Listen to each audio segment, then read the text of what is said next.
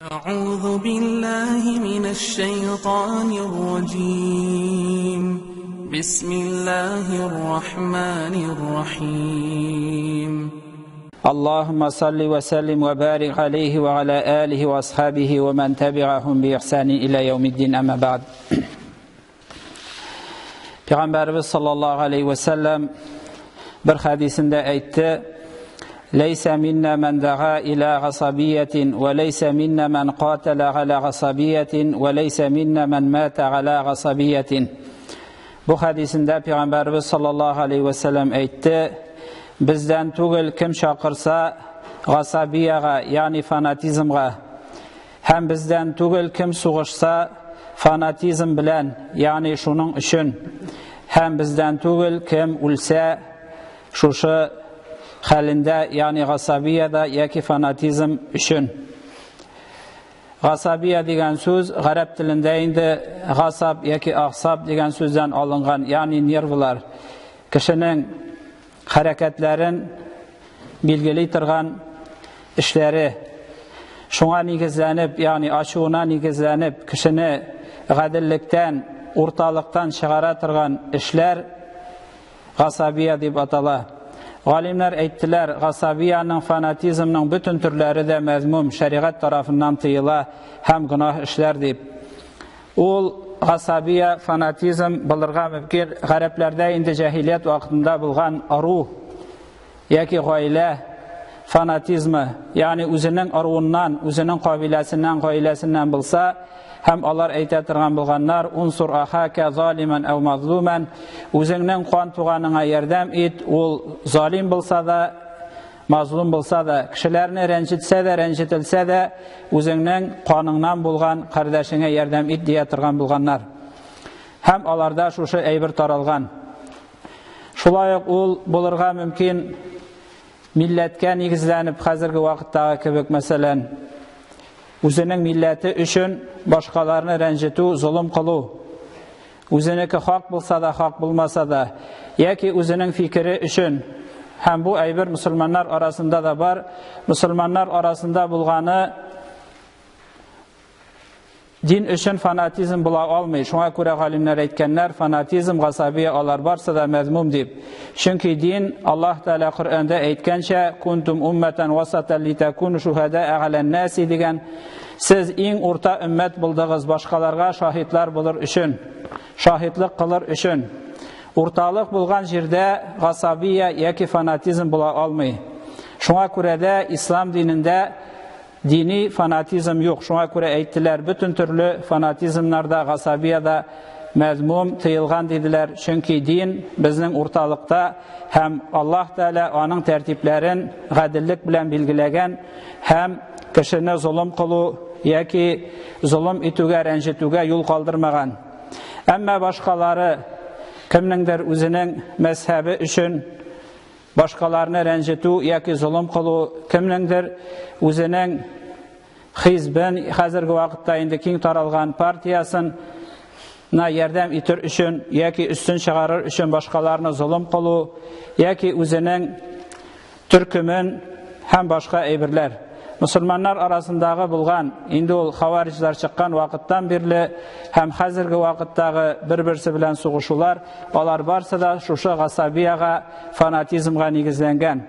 Özünün fikrin, yaki özünün qaraşın, yaki özünün gailesin qanında bulgan, yaki özünün fikrinde bulgan, yaki özünün ili üçünde bulurgan mümkün. Şulayık meselen patriotizm degen aybirde de fanatizm bulurgan mümkün. Eğer şikten uzıp gitse adam balası hem şunun üçün, özünün fikrin üstün çıkarır üçün, yaki özün üstün çıkarır üçün kişilerini zulüm kılsa, bu şuşu gasabiyaga, fanatizmga kirip gite. Müslümanlar arasında bulgan bütün çuvalışlar, utirişler şuşu özlerinin qaraşların yaki fikirlerin başkalardan üstün itip başkalarını zulüm kılıları hem rencitüleri sebepli. Peygamberimiz sallallahu aleyhi ve sellem şulayık ayta: المسلم من سلم المسلمون من لسانه ويده والمؤمن من أمنه الناس على دمائهم وأموالهم. İmam Tirmizi'de hem İbn Hibban'da getirilgan hadiste Peygamberimiz sallallahu aleyhi ve sellem aytdı, Müslümanlar onun kulundan da hem tilinden de imin bulgan, tanış bulgan kişidir deyip. Yani Müslüman ol şunday kişi, onun yanında kişiler onun tilinden de hem kulundan da korkmuyorlar tanışlıkta. Mümin ol kişiler kişiler ona üzerinin kanlarını da hem mallarını da emanet etip verirlik, yani imin bulgan kişi degen. Peygamberimiz sallallahu aleyhi ve sellem. Şuna göre de eğer bir kişi yanında özüne tanış tutsan, özünün malın içinde, canın içinde, yani ona tapşırırlık bulsan, emanetli bulsa, hem onun kulundan da, tilinden de imin bulurman deyip, onun yanında tanışlık tapsan, mine şunday kişi, şu hadiste getirilgençe Peygamberimiz sallallahu aleyhi ve sellem tarafından şunday kişi, şın Müslüman, hem şın mümin. Başka rivayetlerdeki koy bir rivayetlerde indi Müslüman ol kim Müslümanlar onun tilinden hem kulundan imin bulsa, başka rivayetlerdeki kim kişiler onun kulundan hem tilinden imin bulsa deyip. Yani iki rivayette iki türlüsü de var. Ayrım Müslüman tügüller imin bulmayı degen söz yok. Şulayık Peygamberimiz sallallahu aleyhi ve sellem ayta: المسلم من سلم المسلمون من لسانه ويده والمهاجر من هجر ما نهى الله عنه. Müslim ol, Müslüman kişi şuldur, onun tilinden de kulundan da başka Müslümanlar iminlikte, tanışlıkta. Mühacir ol, Allah üçün kuşup gitüşü, kim Allah Teala tıygan eybirlerden kuşken, şitke gitken deyip. Şulay Peygamberimiz sallallahu aleyhi ve sellem ayta, yani bu hadis Buhari hem Müslim'de getirile. Hayrukum men yurca hayruhu ve yu'menu şarruhu ve şarrukum men la yurca hayruhu ve la yu'menu şarruhu. Sizin en hayırlığınız de kimden hayırlı, yaxşı eybir ümit etip, ümitlenip durulsa, hem onun yavuzlığından imin bulunsa. Sizin en naşarlarınız şuldur. Ondan yaxşılık ümit etilmez, hem ondan naşarlık, yamanlık kütüp durulur deyip. Yani var şundaylar da namaz okup da, uraza tutup da, zekat tutup da, onu kursan yanından koşarga tiliysin. Bu nerse eytir miken, birer yaman nerse deyip, ya ki bu nerse bir yaman eybir işler miken deyip. Mine mındı kişi indi en yaman kişilerden, en yavuz kişilerden. Kiminin yanında Müslüman kişi tanışık tapsa, ul kişinin tilinden de hem onun kulundan da imin bulsa, hem özünün malın da özünde tapşırırlık derecede ona ışansa, emanetli bulsa, şul kişi şın Müslüman hem şın mümin. Yani aldanmazga gerek. Matur söylegen kişi, ya ki matur eybirlerge şakırgan kişi tügül, eğer ul Müslüman yanında canın tınış bulsa, malın üçün imin bulsan, ona tapşırıp birip, emanetke birip dururluk bulsan, şul vakitte şunday kişidir şun Müslüman hem şun mümin. Savbullaşu hacında Peygamberimiz sallallahu aleyhi ve sellem aytgan. Bilgili bulgan şeyinde savbullaşu hacında Peygamber sallallahu aleyhi ve sellem özünün ölürü aldından ümmetine bulgan vasiyetlerini aytgan. Hem ul anda bir kıska, hem bir ütimli itip aytgan. Kıska gına sözler bilen İslam dininin mağnasin hem özünün vasiyetlerini aytip kaldırgan. Hem şunda aytgan sözlerinden فَإِنَّ دِمَاءَكُمْ وَأَمْوَالَكُمْ وَأَغْرَاضَكُمْ عَلَيْكُمْ حَرَامٌ كَحُرْمَةِ يَوْمِكُمْ هَذَا وَبَلَدِكُمْ هَذَا deyip. Hem şulay ayta أَلَا فَلَا تَرْجِعُوا بَعْدِ كُفَّارًا يَضْرِبُ بَعْضُكُمْ رِقَابَ بَعْضٍ. Peygamber sallallahu aleyhi ve sellem şu savbullaşu hacında indi ayta şunday sözlerini de sizning qonlarınız da, mallarınız da, hem namuslarınız da bir-biriniz üçün haram, nişik şuşu Mekke jeri haram bulgan kibik, Kurban günü haram bulgan kibik, hem şuşu şehiriniz yani Mekke haram bulgan kibik deyip Peygamberimiz sallallahu aleyhi ve sellem vasiyet eyte. Hem şundan son üstü, mindən son kiri küfürlükке, kefirlerge eğlenip koytmağız, bir-birinizin muyunların şabatırgan deyip. Peygamberimiz sallallahu aleyhi ve sellem aytgan, bir-biringizning mo'yinlarini chabu, ol kiri küfürlükке, jahiliyatga qaytu. Alda aytilgancha nechik jahiliyat vaqtida o'zingning tuğanыңа yordam et, kishini ranjitilsa da degan darajada hozirgi vaqtda da o'zining turkumin, o'zining fikrin, o'zining qarashin, o'zining mazhabin yoki o'zining hizbin ne yordam etir uchun boshqalarni o'tira. Musulmonlar orasida bo'lgan sug'ishlar barsa da shulay. Ham anda endi boshqa hadislarda aytilgancha o'tiruvchisi da, o'tiriluvchisi da Payg'ambarimiz sollallohu alayhi vasallam aytgan jahannamda. Uylarga kerak tugil. Anda 3 turkum sug'isha o'tirisha ekan, uning minaminsi jannatda bo'lar, qolgan ikkisi jahannamda deb. Chunki Payg'ambarimiz sollallohu alayhi vasallam olay deb aytmadi. Kiri kafirlar bo'lmag'iz, bir-biringizning mo'yinlarini shabatirgan deb aytdi. Ham bu ishlar küfürlük, hem kafirlarning amallaridan. Hem Allah Teala Kur'an'da aytdi, yani shunday kishilar bor, ular boshqalarni endi o'z turkumlarına, o'z qarashlarına, fikrlarına jamoatdan ayırıp kishilarni ayrim turkumlar, ayrim mezhepler, yangacha endi yoki partiyalar tuziylar. Lakin o'zlarini unutalar. Qaybirlarining so'ngidan xotinlari, bolalarin boshqalar ustunda qolar.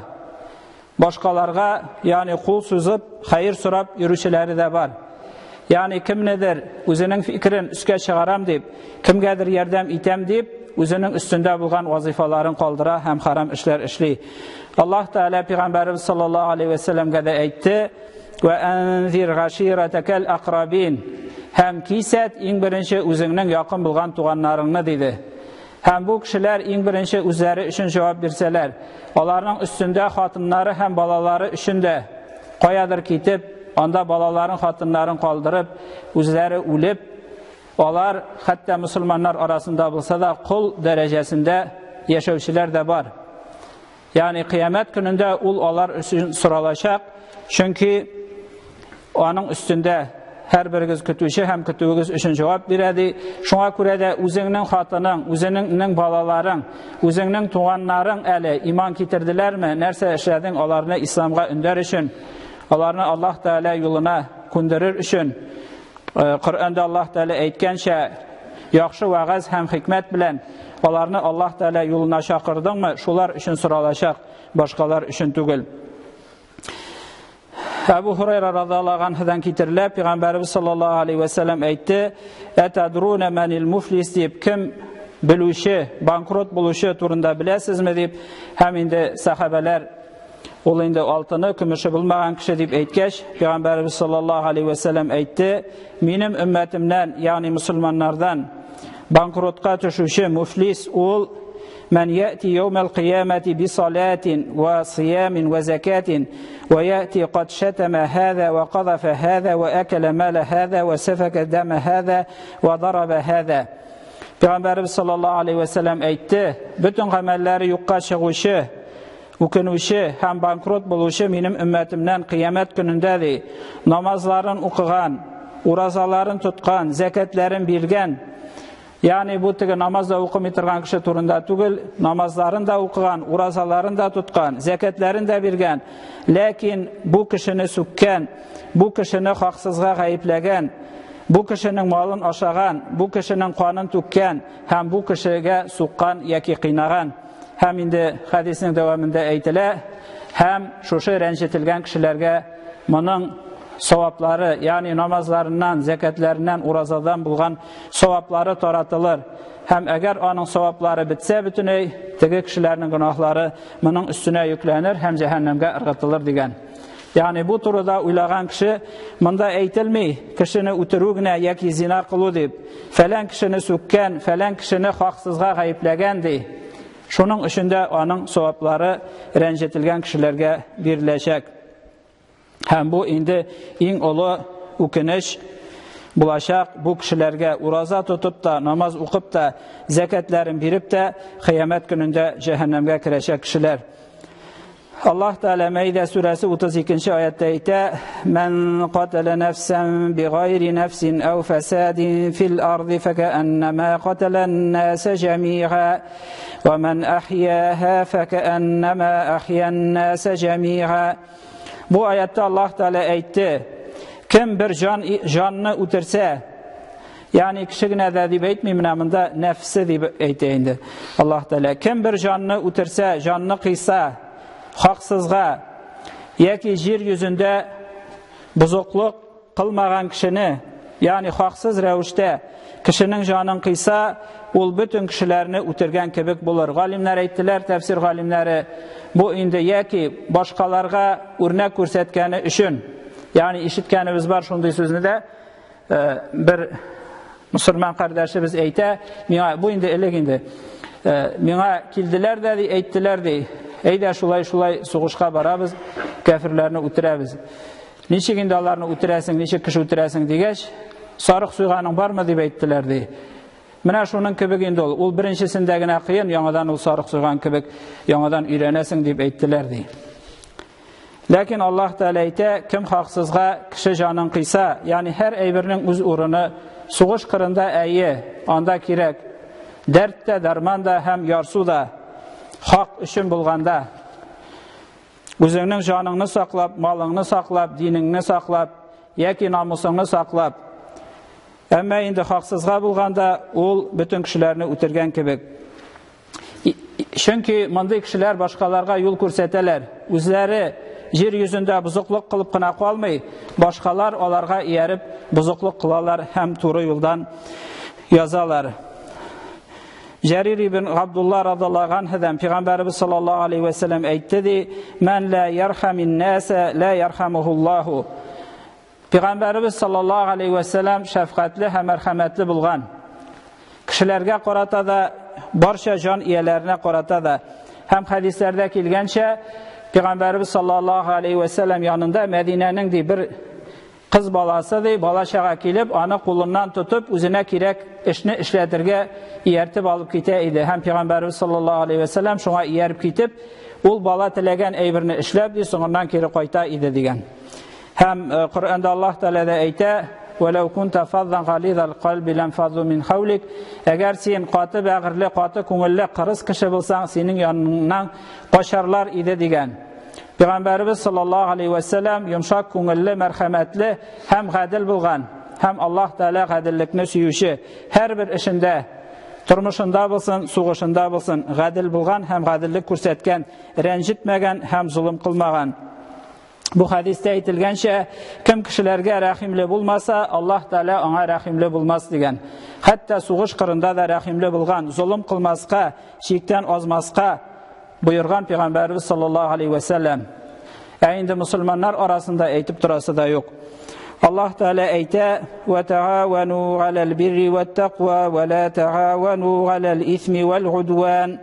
Hem birbirigizge yardım etişigiz izgelikte, hem takvalıkta, Allah Teala kuşkanlarını ötevde, hem tıganlardan tıyılıda, hem birbirigizge yardım etmegiz buzuklukta, günah işlerde, hem düşmanlıkta degen. Yani buzukluk, yer yüzünde buzukluk kılışı kişiler, onlar üzerine tügül, onlarga yardım etüşüler de var.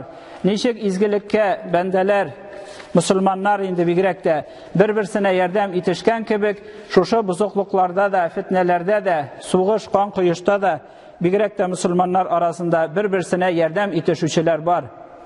Kaysıdır malı bilen, kaysıdır canı teni bilen, kaysıdır özünün sözü bilen, birbirsine yardım etişüçüler var. Hem bu haram işlerden Allah Teala tıygan, günah işlevlerde, hem de düşmanlık kılıda, birbirine düşmanlık kılıda, birbirigizge yardım etişmegiz degen, hem bu Allah Teala tıygan iş, andı işlerden saklanırga gerek. Peygamberimiz sallallahu aleyhi ve sellem aytgan: "İnne li kulli dinin hulukan ve hulukul islami el haya'u." Her bir dinin özünün hulku var, özünün bilgisi var. Hem İslam dininin hulku ol uyalçanlık degen. Dininin bilgisi bulgan tüp, İslam dininin uyalçanlık bulgan, nişik itip kişi ikinçisin sügerge mümkün, yaki haksızga gayiplerge mümkün, yaki onun canın malın kıyarga mümkün. Әлбәттә, бу исламга хас түгел. Һәм шуңа күрә Пәйгамбәрбез саллаллаһу алейхи ва сәллям әйткән: "Дабба илейкум даул умами qaблакум ал-багъдау вал-хасаду вал-багъдау хия ал-халиқату лейса халиқату аш-шахри валакин халиқату ад-дин." Пәйгамбәрбез саллаллаһу алейхи ва сәллям әйткән: "Килде сезгә, ягъни тын гына, үзегез сизмәстән, ягъни ипләп кенә атлап, килде сезгә кадәр булган кавемнәрнең шире" диде. Ул дошманлык, ягъни бер-берегез арасында дошманлык һәм көнчеллек. Дошманлык ул кыручы диде. Һәм мин әйтмим ди, ул чәчне кыручы, бәлки ул динне кырып юкка чыгаручы дип Пәйгамбәрбез саллаллаһу алейхи ва сәллям әйтте. Ягъни бу гамәлләр, сугышлар булсын, ызгышлар, талашлар, фитнәләр, алар элекке халыклардан, кавемнәрдән килгән ширләр. Һәм бу ислам диненә хас түгел. Безнең динебез урталык дине, гаделлек дине. Аллаһ Тәала гадел һәм гадел булырга кушкан. Пәйгамбәрбез саллаллаһу алейхи ва сәллям шулай ук гадел булган, рәхимле, шәфкатьле булган. Мөэминнәргә карата булсын, гомумән җан ияләренә карата, кешеләрнең кеше өстендә кеше хаклары да бар. Шуңа күрә дә бу хакларны без үтәргә тиеш һәм өстебездән төшерергә тиеш. Слава Аллаху, Господу миров, только Его восхваляем и только у Него просим помощи и прощения. Кого Аллах наставляет на путь истинный, того никто не собьет с пути, а кого Он сбивает с пути истинного, того никто уже не направит на путь истинный. Нет достойного для поклонения, кроме Аллаха, и Мухаммад раб и посланник Его, да благословит Его Аллах и приветствует. Пророк, саллаллаху алейхи ва сәллям, сказал: "Не из нас тот, кто призывает к фанатизму, не из нас тот, кто сражается по фанатизму, и не из нас тот, кто погиб в фанатизме". Также пророк, саллаллаху алейхи ва сәллям, сказал: "Мусульманин — это тот, от кого люди в безопасности от его языка и от его рук". عباد الله أوصيكم ونفسي بتقوى الله إن الله مع الذين اتقوا والذين هم محسنون. بارك الله لي ولكم في القرآن العظيم ونفعنا وإياكم بالآيات وذكر الحكيم إنه هو السميع العليم الغفور الرحيم المجيب الدعاء.